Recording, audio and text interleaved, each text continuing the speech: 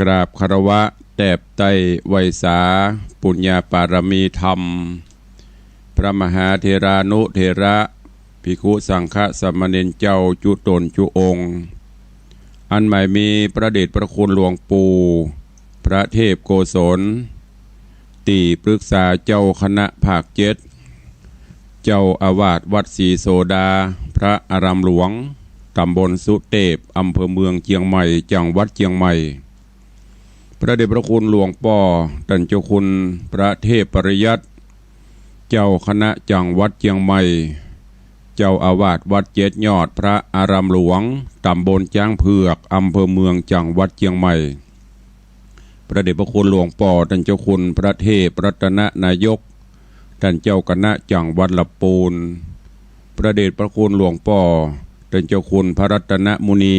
ท่านเจ้าคณะจังหวัดเชียงรายตระโจรพระมหาเทรานุเทระภิกขุสังฆะพระภิกขุสงฆ์สามเณรจุตนจุองค์โดยความเคารพขอเจริญสุขเจริญปอนปอออกไม่ออกศรัทธานาบุญสันนิบาตตันเข้าจุหนุ่มเท่าใจยิงขอน้อมต้อนรับทุกท่านเข้าสู่รายการมรดกธรรมกับเมืองทางสถานีวิทยุพระพุทธศาสนาแห่งชาติและสังคมคลื่นเพื่อการศึกษาพระพุทธศาสนาและวัฒนธรรมส่งสัญญาณกระจายเสียงจากสถานีวัดฝ่ายหินตำบลสุเทพอำเภอเมืองเชียงใหม่จังหวัดเชียงใหม่ในระบบคลื่นความถี่ FM 104.50 เมกะเฮิรตซ์สถานีวิทยุพระพุทธศาสนาวัดหนองกายตำบลสันปะยางอำเภอแม่แตงจังหวัดเชียงใหม่ส่งสัญญาณกระจายเสียงในระบบคลื่นความถี่ FM 99.75 102.0 และ 89.25 เมกะเฮิรตซ์สถานีวิทยุ CM77 วิทยุอินเทอร์เน็ตล้านนาส่งสัญญาณกระจายเสียงในระบบคลื่นความถี่ FM 97.5 เมกะเฮิรตซ์และสถานีวิทยุพระพุทธศาสนาจังหวัดเชียงรายส่งสัญญาณกระจายเสียงที่ดอยม่อนจำปีวัดพระแก้วจังหวัดเชียงรายในระบบคลื่นความถี่ FM 99.50 เมกะเฮิรตซ์ตลอดจนวิทยุชุมชนเสียงตามสายหอกระจายข่าวตามหมู่บ้านตามวัดวาอารามต่างๆตีตังปอเกปอแควนตีตังครูบาอาจารย์สมปันเจ้าวัดได้เปิดให้ญาติโยมได้รับฟังกันบ่ว่าจะเป็นตีวัดลอยเคราะห์ตำบลจังการอำเภอเมืองเชียงใหม่ก็ดีในเมตตาหลวงป่อท่านพระครูสุวิมลธรรมรักษ์ก็ได้เปิดตังหอกระจายข่าวภายในวัดคือญาติโยมพระสงฆ์องค์เนียนได้ฟังตัวพร้อมกันนี้ก็ขอเจริญปอนญาติธรรมสาธุชนผู้ที่ได้ติดตามรับฟังทางเฟซบุ๊กเฟซไลฟ์ทางไลฟ์สดบอกว่าจะเป็นเฟซบุ๊กของวัดวังสิงห์คำเฟซบุ๊กของ104ธรรมะใครเครียดเฟซบุ๊กวัดฝ่ายหินเฟซบุ๊กของตุเจ้าบ้านนอกทิตะสิปโปวัดศรีรัตนมงคลร้องยาวถึงอันนี้ท่านเจ้าได้ลิงก์เป็นประจำแล้วก็มีญาติธรรมแถมหลายท่านที่ได้ฟังได้พอตั้งโทรศัพท์มือถือก็กดแชร์กดไลค์ส่งสัญญาณเสียงธรรมไปสู่ญาติธรรมได้ฟังกันโดยทั่วถึงรายการนี้ดำเนินโดยอาตมาภาพพระครูวิสิทธิ์ศรีลาภรณ์เจ้าคณะตำบลประแดดเจ้าอาวาสวัดวังสิงห์คำตำบลประแดดอำเภอเมืองเชียงใหม่จังหวัดเชียงใหม่เป็นผู้ดำเนินรายการนำเสียงธรรมะแบบพื้นบ้านล้านนาอู้จากันภาษาเมืองมาพบมาป้ากับสาธุชนญาติโยมเป็นประจำตั้งแต่เวลา6 โมงป่ายซะหน่อยถึง7 โมงโดยประมาณทุกวันป้ากันวันนี้ก็เป็นวันพระวันศีลเนอะเป็นวันพระวันศีล7 วันไหนก็มาค่อยวันหนึ่งเดือน9 ออกมาได้ ศีลหนึ่งแล้วฮะแหมบ่เมินบ่นานก็จะไปเดือนเก้าดับมาเดือนเก้าเปงเดือนเก้าดับแล้วก็จะใกล้เข้าพรรษามาละแล้วก็เป็นประจำกู้วันพระวันศีล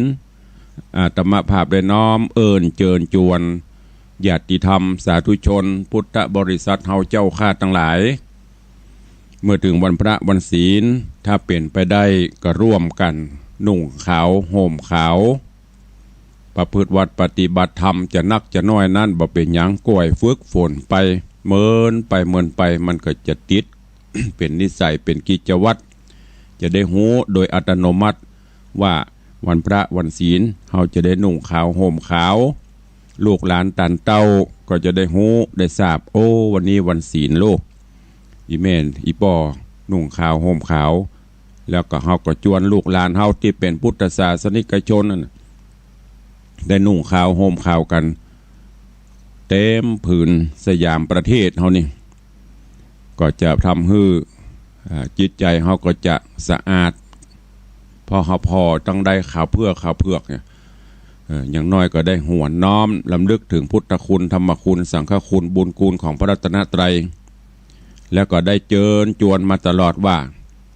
ก่อนจะถึงวันพระวันศีลสักวันตอนเย็นตอนค่ำมีเวลาก็เก็บดอกไม้ธูปเทียนใส่ขันดอกไว้อันนั้นแหละเป็นสิ่งสักการะสูงสุดปูจาสปะสปัน คูณ108ดีกว่าเอาอย่างอื่นขึ้นหอขึ้นเฮือน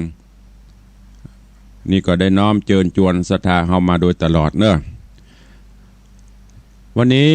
ก่อนที่จะได้ฟังเรื่องราวต่างๆวันนี้ก็ขอเอาศรัทธานาบุญเฮาได้มายืดโยงสู่หมอกสู่มาแก้วเจ้าทั้งสามเพราะว่าทำก็เตจจบไปตะวาละสุวรรณพรหมาอาวสานไปเป็นที่เรียบร้อยวันนี้ยังมามีทำเรื่องใหม่มาเตื้อแต่ว่าจะนำปาญาติโยมศรัทธาเฮามาไหว้พระนบธรรมไหว้พระฮับศีลเสร็จแล้วก็จะได้สวดหรือว่าเจริญพระพุทธมนต์ธรรมจักรกัปปวัตนสูตรคือกับญาติโยมศรัทธาเฮาเพื่อเป็นมังกรมงคลกับบ้านกับจองกับวัดกับวากับหอกับเฮือนกับตนตัวเนอก่อนที่เฮาจะได้ร่วมกันสวดธรรมจักรกัปปวัตนสูตรก็จะได้น้อมเอิญเจิญจวนญาติโยมเฮาไหว้พระสมทานศีลแล้วก็จะโยงขันหลวงขัน5โกธาก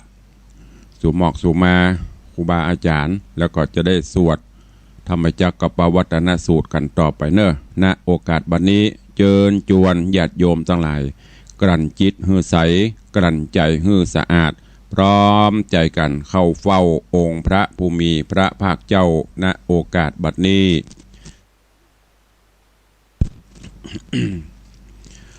อิมินาสการเรนะพุทธังอภิปูชยามิอิมินาสการเรนะ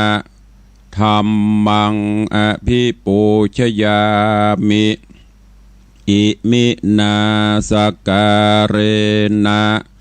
สังฆังอภิปูชยามิอะระหังสัมมาสัมพุทโธภควาพุทธังภควันตังอภิวาเทมิสวาคาโตภควตาธัมโมธัมมังนะมัสสามิสุปฏิปันโนภควโต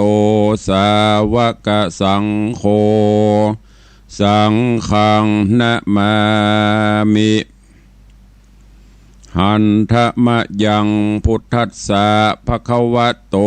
บุพภาคณะมะกาลังกะโรมะเสนะโมตัสสะภะคะวะโตอะระหะโต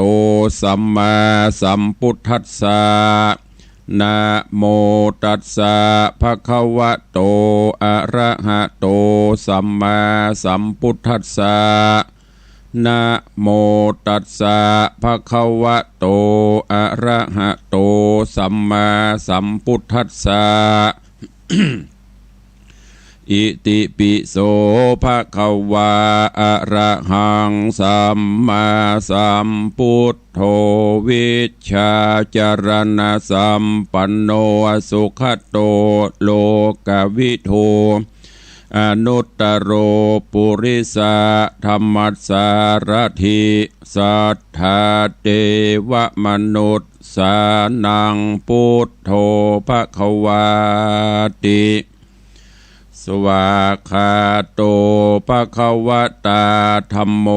สันทิติโกอากาลิโกเอหิปัสสิโกโอ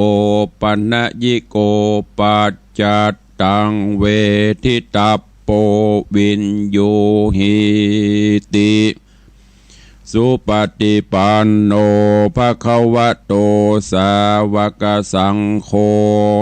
อุชุปฏิปันโนภควโตสาวกสังโฆญาญปฏิปันโนภควโตสาวกสังโฆสามีจิปฏิปันโนภควโตสาวกสังโฆญาติทางจัตตาริปุริสายุคานิอัฏฐปุริสาปุคลาเอสะภควโตสาวกสังโฆอาหุนยโยปาหุนยโยทักขินยโยอัญชลีกาลนิโยอนุตตรังบุญญเขตังโลกัสสาติ ตอนนี้ไปเจิญญาติโยมตั้งหลายเนอะตันติมีขันดอกขันดวงที่ได้เตรียมจุดเทียนจุดธูปจุดเทียนเขาจะได้ยืนโยงขันหลวงขันแห่โกธากและจากนั้นก็จะได้ร่วมกันสวดธรรมจักรกับปวัตนสูตรเป็นลำดับไป โยสันนิสินโนวราโปธิมูเลมะลังสะเสนังมหันติง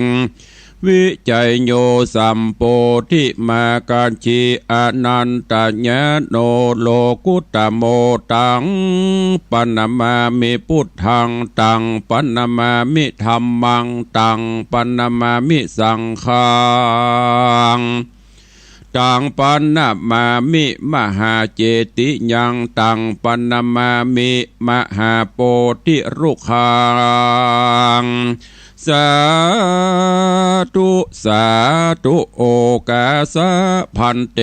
คะเดสัพปัญโยพระพุทธเจ้าเลิศดวงดี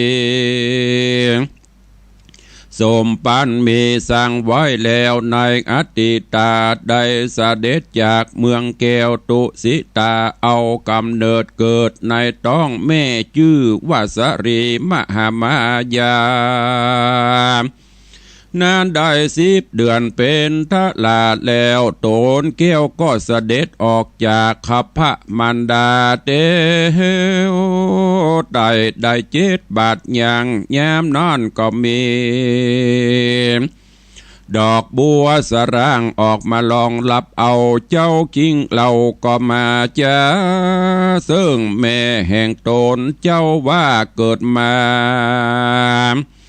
ในภาวะจาตินี้จักได้เป็นพระแต่โพธโลกาทอดนั่นพระมันดาจริงเสด็จคืนสู่ยังติอยู่เวียงใจ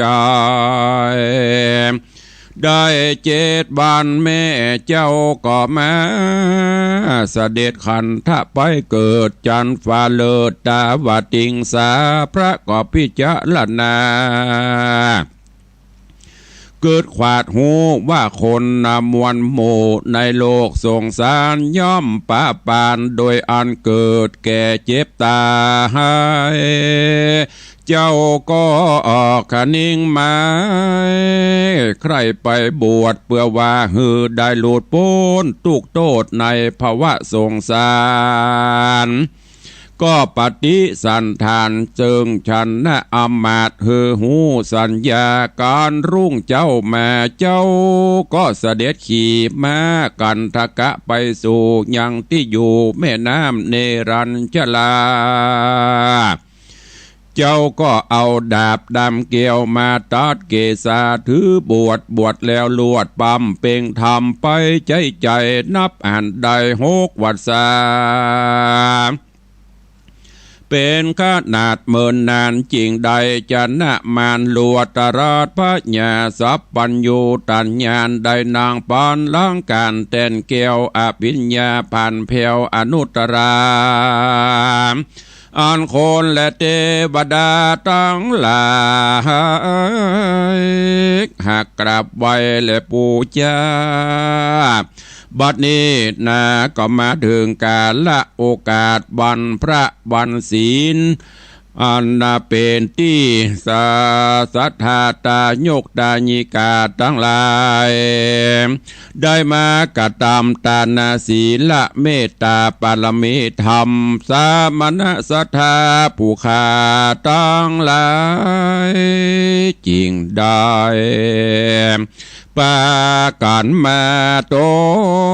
กแต่งไว้ยังดอกไม้เข้าตอกลำเตียน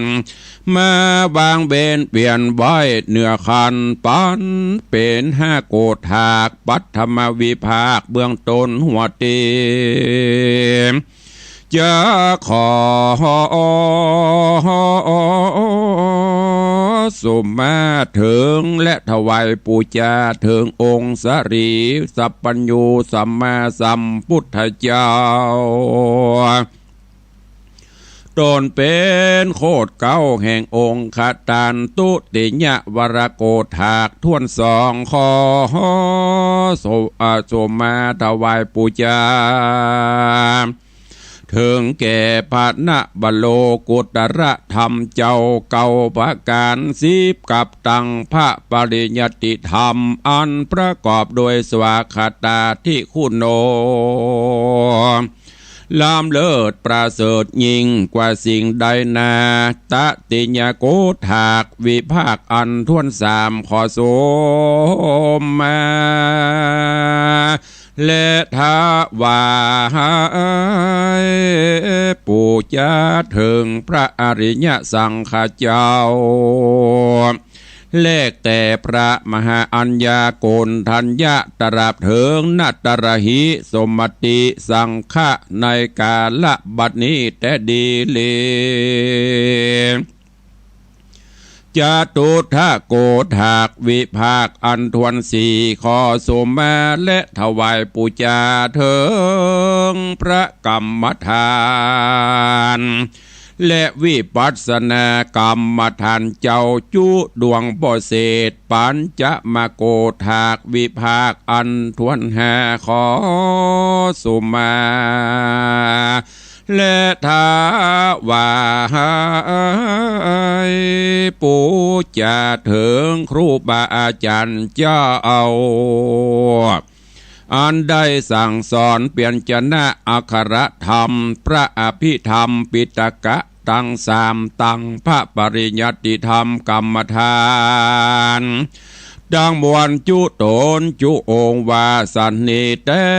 ดิลีบทเต่าแต่นานขอถวายสู่มาปูชาถึงแก่พระมหาเจติยธาตุเจ้าตั้งพระโบสถ์พระบาทและมหาโพธิรุขาเจ้าจุติจุแห่งอันทปันนาตั้งไว้ในแห่งห้องจุมปูตวีปลังกาตวีปและจันฟ้าตาวาติงสาบ่เศษเหตุนั้นบัดนี้มูลศรัทธาสมณศรัทธาและมูลศรัทธาผู้ขาทั้งหลายขออาราธนาเอายังองค์พระสัมมาสัมพุทธเจ้า เป็นเก้าเป็นประธานจุงมีธรรมเมตตาคุณนาวายนาปฏิกะหะหับเอายังปัทุมมามิสะปุจาทั้งหลายมวลฝูงนี้แม่นว่าสมณะศรัทธาและมูลศรัทธาภูคาตั้งหลายหากได้ประมาตะอาการวะโดยกาญะวจีมโนตวานนายเอลิญาบทดังสีบ่หูแจ้งทีใดกระทำบ่จอบพิจากขอบประเวณี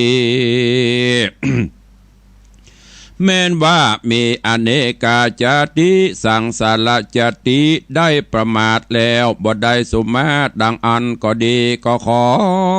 องค์พระมุนีสลีสัมมาสัมพุทธเจ้าเป็นเก้าเป็นประธานจุงมีธรรมเมตตาภายโพดลาลดโทษหือหายกลายเป็นอโหสิกรรมขออย่าฮือได้เป็นนิวรณธรรมกรรมอันจักเป็นบาปอันจักกำราบห้ามเสียยังมากาคือโหนต่างอันจักไปสู่ห้องเนรบานเกผู้ขาตั้งหลายสักเยื่องสักประการตะเลนานะมามิพุทธังคุณสาคารันตังนะมามิธรรมังมุนิราชเตสิตังนะมามิสังฆังมุนิราชสาวกังนะมามิกัมมัฏฐานังนิปานะขมุปายังนะมามิกัมมัฏฐานะตัญญกามจริยังนิปานะมะคุเทสกังอจโยโนพันเตอชคมายะธาภเลยะธามุลเหยะธาอากุสเลเยมะยังพุทธธรรมสังฆกัมมัฏฐานังกรรมฐานาตาญะจริญะสังฆาเตสุปัญจลัตตเนสุอติเตวาปัจจุปันเนวาอวิวาญะทิวาระโหวากาเยนะวาวาจาญะวามนะสาวาปมาตังวาอาคารวังวาอากาสิมหาทิสวาญะธาธรรมังปฏิกโรมาเตสังโนพันเตพุทธติรัตนะปัญจกังอนุกัมปังอุปาทายะอาจยังอาจญะโตปฏิกันหันตุสัพพะสัพพังโตสังขมันตุโน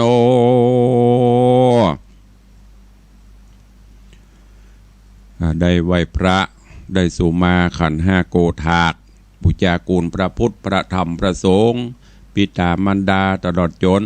ตนสลีมหาโพธิ์พุทธแก้วเจ้าทั้งสามจุติจุหนจุแห่งตอนนี้ไปสมทานศีลเนอะสมทานศีล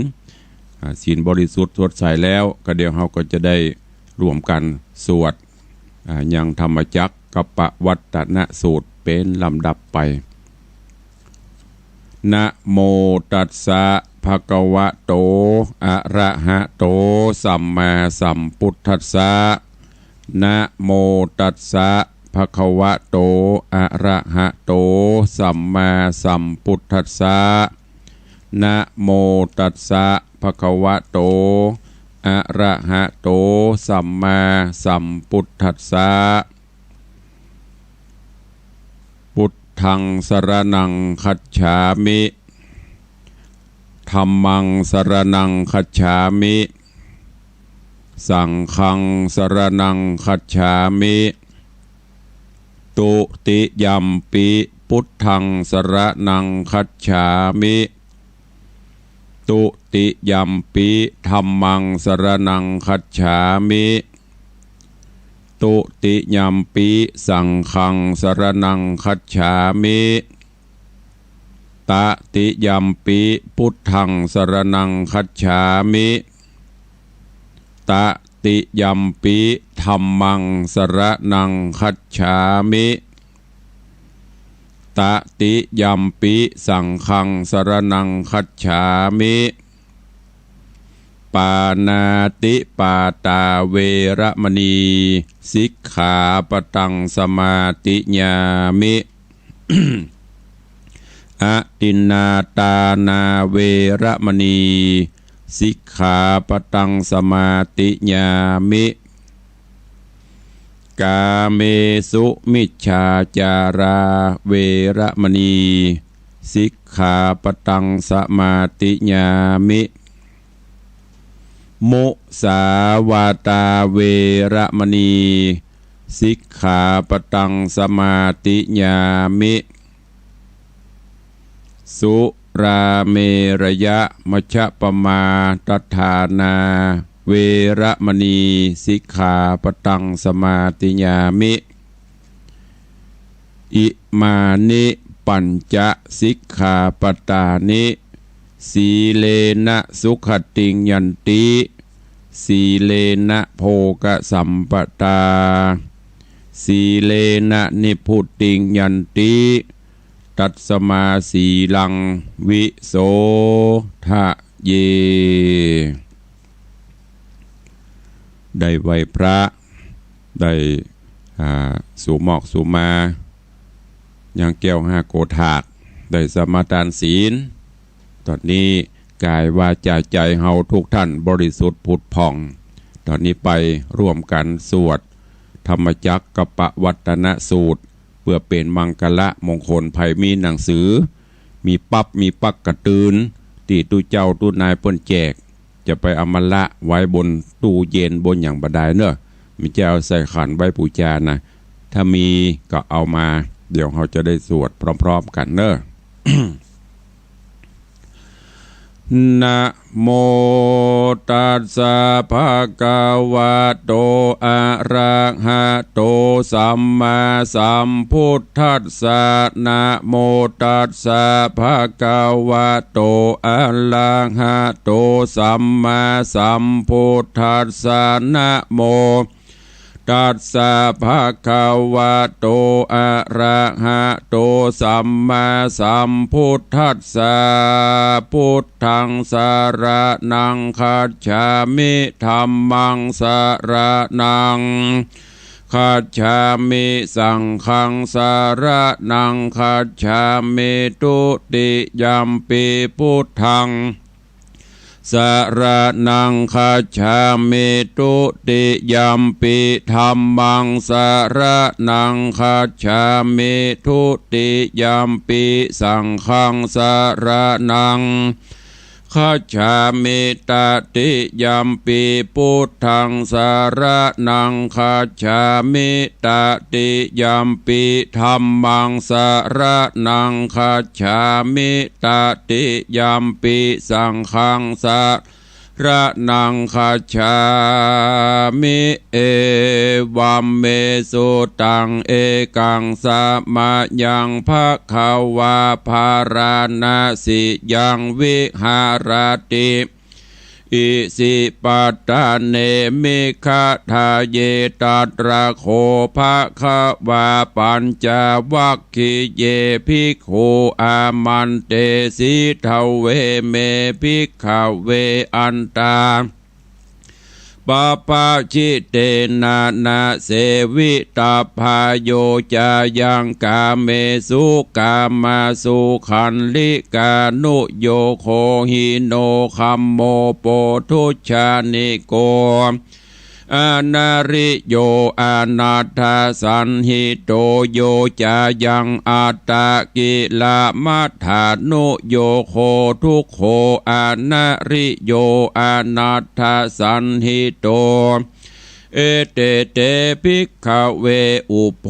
อันเตอนุปะคัมมะมัชฌิมาปฏิปทาตถาคเตนะอาภิสัมพุทธาจักขุกรณียานกรณี อุปสัมมายะอภิญญายะสัมโพธายะนิพพานายะสังวัตติกะตมา จะสาภิกขเวมัชฌิมมาปฏิปทาตถาคเตนะอาภิสัมพุทธาจักขุการเนยานะการเนอุปสมายะอภิญญายะสัมโพธายะนิพพานายะสังวัตติอายะเมวะอริโยอัตถังคิโกมัคโคสยะทิทังสัมมาทิฏฐิสัมมาสังกัปโปสัมมาวาจาสัมมากัมมันโตสัมมาอาชีโวสัมมาวายาโมสัมมาสติสัมมาสมาธิอัญญังโฆสาภิกขเวมัชฌิมาปฏิปทาตถาคเตนะอาภิสัมพุทธาจักขุกะระเน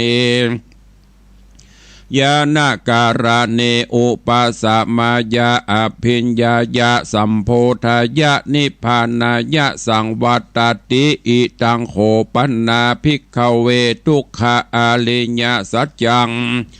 ชาติปีทุกขาชราปีทุกขามรณัมปีทุกขังโสกะปริเทวาทุกขโทมนัสสุปัญญาสปีทุกขาอัปปิเยหิสัมปโยโคทุกโขปิเยหิวิปโยโคทุกโขยัมปิชังนัลลาภัตติตัมปีทุกขังสังคิเตนะปัจจุปทานขันธาทุกขาอิตังโขปันนาภิกขเวทุกขาสมุทัยโยอริยสัจจังยายังตันหาโปโนภาวิกานันทิราคะสหคตาตัตราพินันทินิสัยยะทิทางกามตันหาภาวะตันหาวิภาวะตันหาอิตังโขปันนาภิกขเวทุกขานิโรโทอริยสัจจังโยตัสสะเยวาตันหายะอาเสสะวิราคะนิโรโทจาโคปฏินิสโขมุตติอนาลโยอิตังโขปันนาภิกขเวทุกขานิโรธคามินิปฏิปทาอาริยสัจจังอายะเมวะอาลิโยอัตถังคิโกมะโค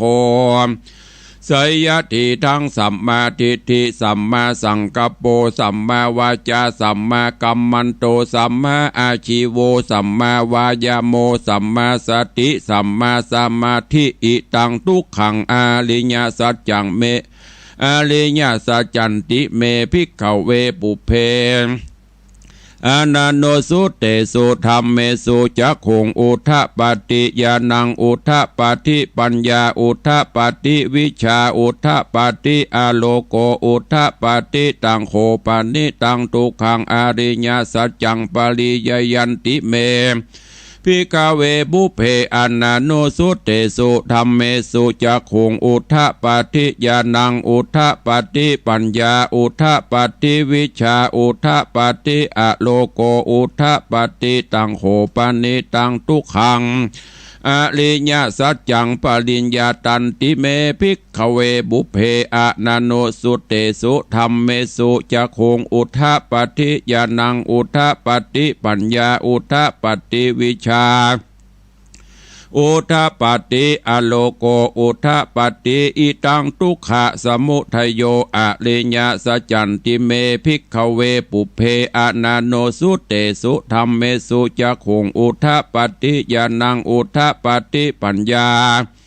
อุทธปฏิวิชาอุทธปฏิอโลโกอุทธปฏิตังโขปนิทังทุกขะสมุทัยโยอริยสัจจังปหาตพันติเมภิกขเวบุเพอานาโนสุเตสุธรรมเมสุจักขุงอุทธปฏิญาณังอุทธปฏิปัญญาอุทธปฏิวิชาอุทธปฏิอโลโกอุทธปฏิตังโขปนิตังทุกขะสมุทัยโยอริญญสัจจังปหินันติเมภิกขเวปุเพอานาโนสุเตสุธรรมเมสุจักขุงอุทธปฏิญาณังอุทธปฏิปัญญาอุทธปฏิวิชาอุทธปฏิอโลโกอุทธปฏิอิตังทุกขะนิโรโธอริยสัจจันติเมภิกขเวบุเพ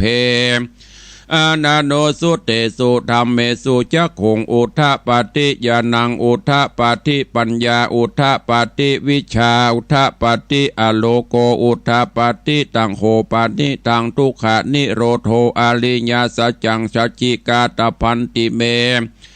พิกเวบุเพอานานุสุเตสุธรรมเมสุจักขุงอุทธปาติญาณังอุทธปาติปัญญาอุทธปาติวิชาอุทธปาติอโลโกอุทธปาติตังโฆปานิทางทุกขานิโรโธอริยสัจจังสัจจิกาตันติเมภิกขเวบุเพอานาโนสุเตสุธรรมเมสุจักขุงอุทธปฏิญาณังอุทธปฏิปัญญาอุทธปฏิวิชาอุทธปฏิอโลโกอุทธปฏิอิตังทุกขานิโรธคามินีปฏิปทาอริยสัจจันติเมภิกขเวบุเพอานาโนสุเตสุธรรมเมสุจักขุงอุทธปฏิญาณังอุทธปฏิปัญญาอุทธปฏิวิชาอุทธปฏิอโลโกอุทธปฏิตังโฆปานิตังทุกขานิโรธคามินีปฏิปทาอริยสัจจังภเวตพันติเมภิกขเวบุเพอานาโนสุเตสุธรรมเมสุจักขุงอุทธปฏิญาณังอุทธปฏิปัญญาอุทธปฏิวิชาอุทธปฏิอโลโกอุทธปฏิตังโฆปานิทังตังทุกขานิโรธคามินี ทุกขานิโรธคามินีปฏิปทาอริยสัจจังภาวิตันติเมภิกขเวบุเพอานาโนสุเตสุธรรมเมสุจักขุงอุทธปฏิญาณังอุทธปฏิปัญญาอุทธปฏิวิชาอุทธปฏิอโลโกอุทธปฏิยาวกิวันจะเมภิกขเวอิเมสุจตุสุอริญญาสเจสุเอวันติปริวัตตังทวาทสากรังยถาภูตังยานาทัสสนังนาวิสุตังอาโหสิเนวตาวหังภิกขเวสเทวเกโลเกสมาระเกสพรัมมเกสัสสามณะพรหมนิยา ปัจจายาสเทวะมนุสายะอนุตตรังสัมมาสัมพุทิงอภิสัมพุทโธปัญจยาสิงยะโตจะโฆเมภิกขเวอิเมสุจตุสุอริยสัจเจสุเอวันติปริวัตตังทวาทสากัลลังยถาภูตังยานาทัสสนังวิสุทธังอาโหสิยะอาอัฏฐหังภิกขเวสเทวะเกโลเกสมาระเกสพรัมมเกสัสสะมณะพรหมนิยาปชายะสเทวามนุสายะอนุตตรังสัมมาสัมโพธิงอภิสัมพุทโธปัญจยาสิงญาณัญจะปนะเมทัสสนังอุทธปฏิอกุปะเมวิมุตติอายามันติมาชตินัตถิธานิปุณณปโวติอิธรรมะโวจะภะเข้าวาอัตตมานาปัญจวัคคียาภิกขุอวะคะวะโตภาสิตังอภินันตุงอิมัตสมินจาปนะวยาการนัตสมิงพัญญะมเนอายัตสมันโต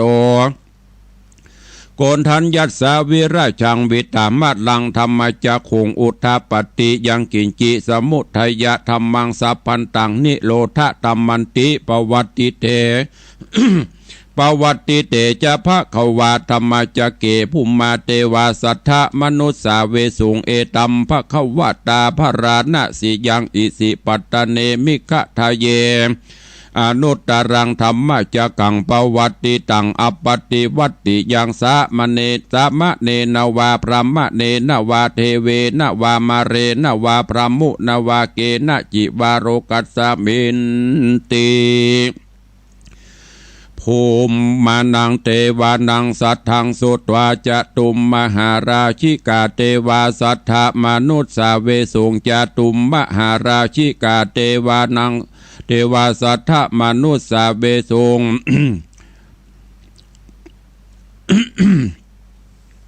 จตุมหาราชิกานังเทวนังสัทธังสุตวาตาวาติงสาเทวาสัทธมนุสสาเวสุงตาวาติงสานังเทวนังสัทธังสุตวายามาเทวาสัทธมนุสสาเวสุงยามานังเทวนังสัทธังสุตวาตุสิตาเทวาสัทธมนุสสาเวสุงตุสิตานังเทวนังสัทธังสุตวานิมมานรติเทวาสัทธมนุสสาเวสุงนิมมานรตินังเทวานังสัทธังสุตวาปรณิมิตาวัสสาวัตติเทวาสัทธมนุสสาเวสุงปรณิมิตาวัสสาวัตตินังเทวานังสัทธังสุตวาพระมกานิยาเทวาสัทธามนุสสาเวสุงเอตัมภควตาภราณสิยังอิสิปัตตเนมิขะทะเยอนุตตรังธรรมจักกังปวัตติตังอัปปติวัตติยังสะมะเนนวา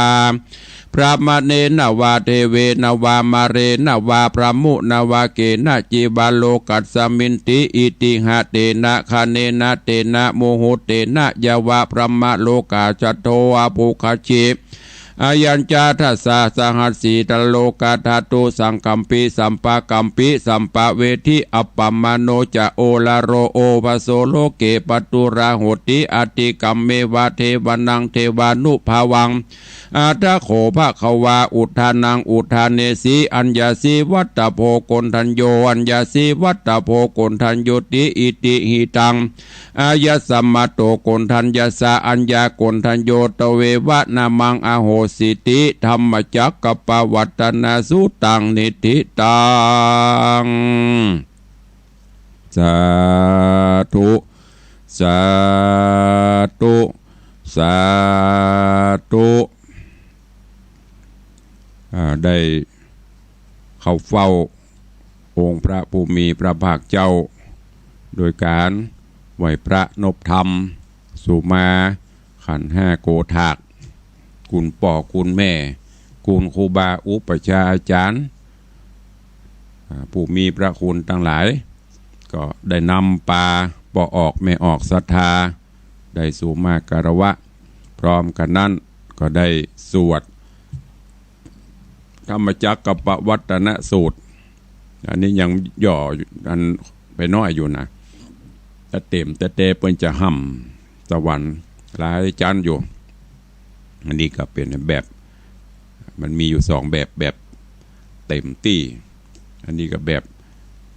ตั้งป่ายมันอาจจะขาดไปหลายจันอยู่หน่อยก็เพื่อประหยัดเวลาตัวเวลามันจะหมดละเดี๋ยวมันจะบัดดันจบก็ขอความสุขเนอะที่เฮาเจ้าข้าทั้งหลายได้กระทำบำเพ็ญในโอกาสวันพระวันศีลก็ขอให้ได้ปกห่มพอออกไม่ออกศรัทธาญาติธรรมทุกท่านให้ได้อยู่เย็นเป็นสุขพ้นจากภัยไกลจากเวรความทุกข์เข็ญต่างๆก็จะได้บังเกิดมีโรคภัยไข้เจ็บก็ขอให้หายไปวันนี้ก่อนที่เฮาจะได้อุจจาระนามัยกันนั่นก็ใครขออนุโมทนาประชาสัมพันธ์ขอบคุณขอบอกขอบใจญาติธรรมญาติโยมเนอะที่ได้ร่วมแรงร่วมใจในการที่เราจะร่วมกันสร้างสารูปพระพุทธรูปพระเจ้าทองคำเนื่องจากว่าอยู่ในช่วงของโรคระบาดเราก็เลยเคลื่อนย้ายย้ายไปคาดว่าอาจจะได้เป็นตนเป็นองค์กันในช่วงกลางภาษาเนี่ยรอสถานการณ์ดีขึ้นดีวันดีคืนก็จะได้กำหนดวันแถมใหม่คือกับญาติโยมเพราะฉะนั้นในตอนนี้ในโอกาสครบรอบวันเกิดครบรอบวันแต่งงานครบรอบวันมงคลหรือวันอวมงคลครบรอบ100 วัน50 วันอย่างกาปีกาก็สุดแล้วแต่ท่านผู้ใดมีจิตเจตนาใคร่ร่วมสมทบในการสร้างพระพุทธรูปโดยทองคำบริสุทธิ์ 95-96% เป็นสารูปของพระพุทธเจ้าพระพุทธรูปสิงห์คำตามตำนานที่เคยเอามาเล่าให้ฟังก็เอิ้นเชิญชวนสถานบุญเนอะได้ร่วมโมทนาสาธุเข้ามาได้วันนี้ใครจะอู้จะเอ่ยจะจ้าจะรายงานตัวหน้าใหม่กับตุลุงก็เอิ้นจ่าเข้ามาได้เนอะ081789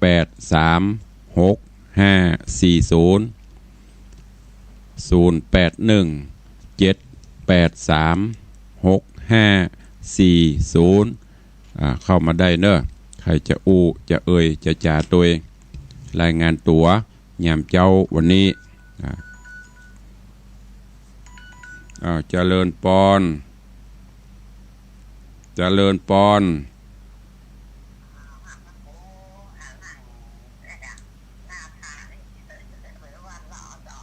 ใส่กับฟังท่านพระครูสวดนี่แหละไว้ในอ่างต้องเดียวเจ้าดีละลูกสาวไว้วัด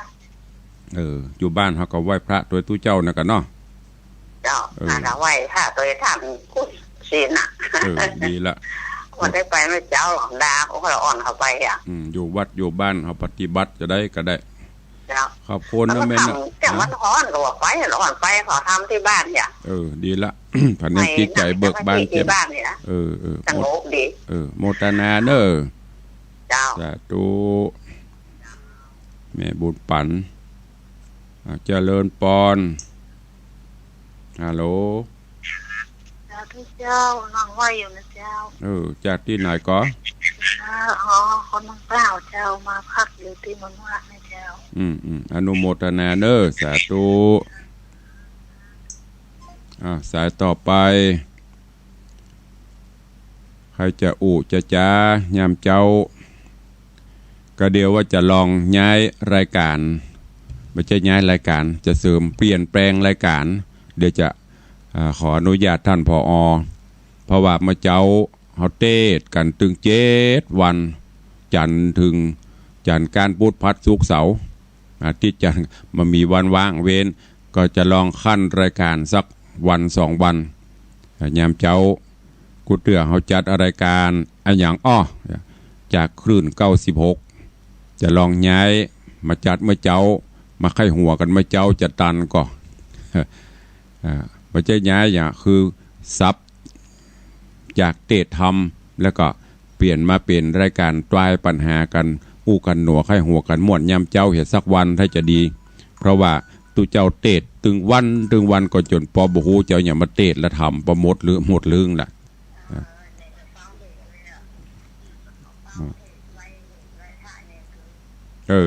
วันเจ้าแล้วมาเดี๋ยวนี้เขาจะไปได้แล้วเนาะไปที่ไหนกูเจอเขามาได้รออยู่แล้วอย่างอีแม่จะไปไหนจะเอาไปอะไรกันเอาจะดางไปสูงนะคะมาเลยมาวันนี้ก็ได้เนอะเจ้าสูงได้แล้วเนาะไปจันวีนะวันนี้ใครก็เอาไปจันวีในจันวีเจ้าได้แม่ไหวเนี่ยมาเรียนที่จะไปนะเอาละโมยันเนาะอู้กันมวนกันจะแบ่งปดอู้เนาะรออยู่เนาะเอาตีก่อนเนาะเดี๋ยวเปลี่ยนสายอื่นกันลังเข้าเนาะ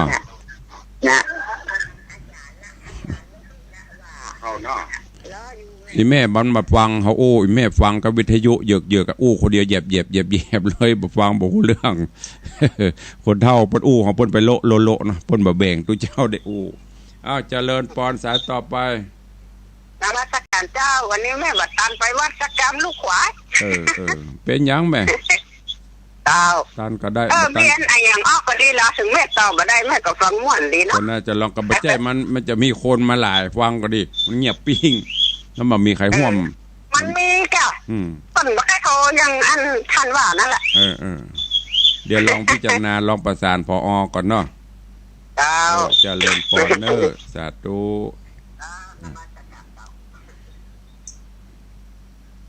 เข้ามาใหม่สายต่อไปจะเริ่มปอนเจ้าไผ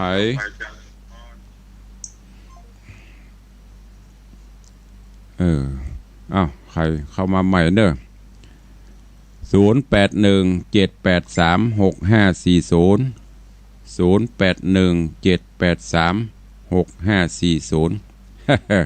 ท่านผอ.ฟังอยู่ท่านผอ.บอกว่าตามใจคนจัดอีหรอก็เดี๋ยวลองพิจารณาใครสนับสนุนใครฟังอยู่สนับสนุนอยากจะฟังปัญหาอย่างอยากเขาจะสลับสัก 2 วันหรือว่าวันแหนมเจ้า6 โมงถึง 7 โมงอาจจะเป็นวันตีดกาวันเสาร์กาใครสนับสนุนที่ฟังอยู่แจ้งเข้ามาตอนนี้ท่านผู้อำนวยการจันทร์พระครูสมุวิศวัตไฟเขียวตามใจผู้จัดแล้วผู้ฟังจะว่าจะใดจะเอากระเบาก็ว่าจะเต้นเหมือนเดิม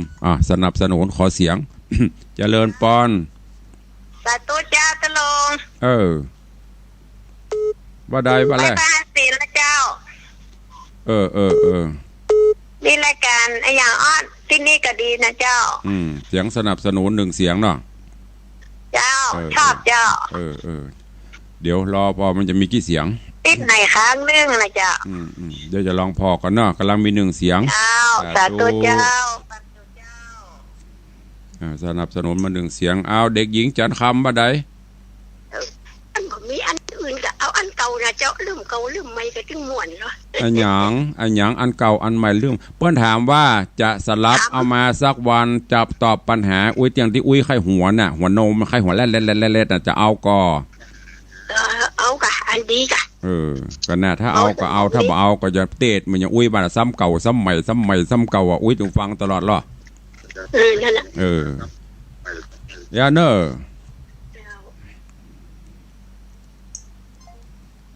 ใครจะสนับสนุนสายต่อไปเข้ามาถ้ามี2 เสียงที่กระเบาเนาะฟังอยู่กับลองโทรกับเฮ้ยยุคนี้สมัยนี้ป้นใจเทคโนโลยีเนอะมาบัดโทรบัดจ้างนะบัดเดียวบัดได้กินถ้าบัดจ้างอย่างนี้ไปที่ไหนบัดได้กินอย่างเนอะเนอะบัดเดียวนะบัดเดียวมันใจระบบกดมดแม้แต่ไปต่างประเทศนะอันซื้อน้ำบัดได้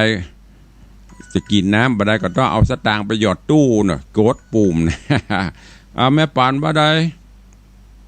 สามวันตีก็ได้รองพระเจ้าเดี๋ยวจะลองพอกันเนอะมันบ่มีปัญหาต้องเอาปัญหาเข้ามาตัว